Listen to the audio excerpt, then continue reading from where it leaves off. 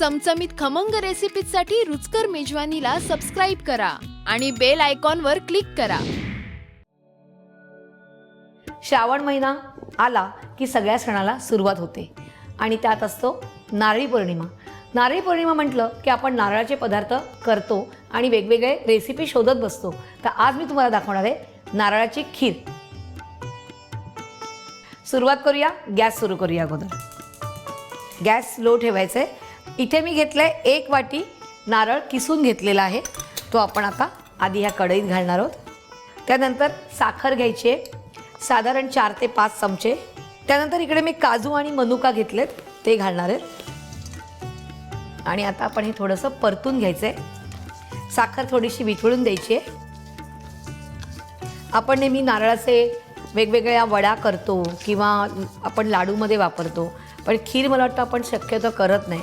पण त्या दिवशी म्हटलं की चल बघूया, ट्राय करून कसं होतं की आपण शेवया घालतो त्याच्याऐवजी आपण नारळ किसून घालूया. पण जर नारळाचे असे तुकडे करून जर तुम्ही ग्रेटरवर केलं ना तर ते अजून जास्त छान लागते. आणि अशी पण छान लागते, कारण अशी ती मिळून येते पूर्णपणे. आणि तो असा वेगळा फ्लेवर येतो की नारळाचा पण आणि दुधाचा, म्हणजे तो छान स्वाद येतो. साखर थोडी वितळलेली आहे. तर आता आपण काय करूया, ह्याच्यामध्ये दूध घालूया. इकडे मी अर्धा लिटर दूध घेतलेलं आहे, ते आपण घालूया.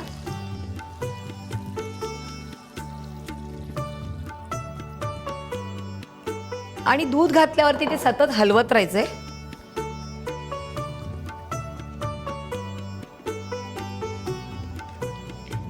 आता आपण ह्यात घालूया अर्धा चमचा वेलची पावडर. तुम्ही यात जायफळ पावडर घातली तरी चालणार आहे, पण साखर म्हटल्यावर आपण वेलची पावडर घालतो. आणि आता हे छानपैकी उकळून द्यायचं आहे. त्यामुळे एक 10 ते 15 मिनटं वाट बघायची.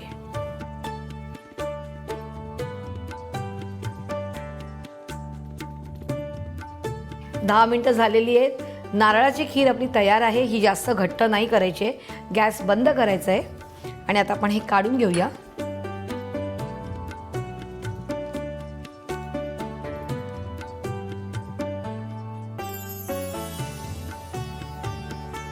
मस्तपैकी नारळाचा पण सुगंध येतोय आणि दुधाचा पण येतोय.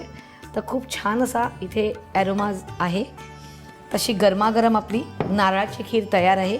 आणि त्याच्यावर आता आपण घालूया ड्रायफ्रूट्स, म्हणजे बदाम आणि पिस्ता मी घेतलेला आहे, तो घालूया. आणि पुन्हा आपण थोडीशी वेलची पावडर घालूया, दिसायला छान दिसते. ह्या नारळी पौर्णिमेला तुम्ही नक्की करून बघायचं आहे. आणि रुचकर मेजवानीला लाईक, शेअर आणि सबस्क्राईब करायचं आहे.